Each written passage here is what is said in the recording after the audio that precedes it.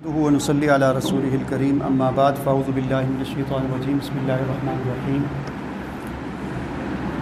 قل هل ننبئكم بالاخسرين اعمالا الذين ضل سعيهم في الحياة الدنيا وهم يحسبون انهم يحسنون صنعا صدق اللہ العلی العظیم۔ سورہ کہف کا خلاصہ کل بیان ہوا تھا، اس کا یہ آخری جو رکوع ہے اس میں بہت ہی اہم نصیحت کی گئی ہے انسانوں کو۔ اللہ تعالیٰ کا ارشاد ہے کہ اے پیغمبر صلی اللہ علیہ وسلم آپ کہہ دیجئے هل ننبئکم بالاخسرین اعمالا، کیا میں تمہیں ایسے اعمال کے بارے میں بتاؤں جو خسارے والے ہیں،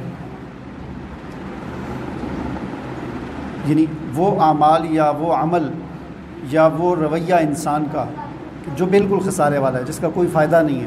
وہ کیا ہے؟ وہ کون لوگ ہیں؟ الذین ضل سعیہم فی الحیاۃ الدنیا وہم یحسبون انہم یحسنون صنعا۔ وہ لوگ ہیں کہ جن کی ساری کوشش دنیا کی زندگی کے بارے میں ہے اور وہ یہ سمجھتے ہیں کہ وہ بہت اچھا بنا رہے ہیں، اچھا کر رہے ہیں۔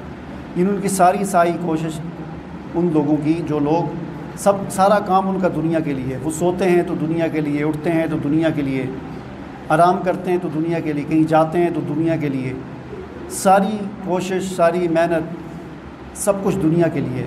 فرمایا کہ یہ سب سے بدترین اور خسارے والا عمل ہے۔ ایک مسلمان کا رویہ یہ ہونا چاہیے کہ وہ اپنی دنیا کی ضروریات کے ساتھ ساتھ کچھ وقت وہ اللہ کے دین کو بھی دے۔ اگر سیکھنے والا ہے تو سیکھنے میں وقت لگائے، سکھانے والا ہے تو سکھانے میں لگائے، کچھ جو ہے امر بالمعروف کرے، نہی عن المنکر کرے، تو یہ ساتھ یہ بھی کرتا رہے۔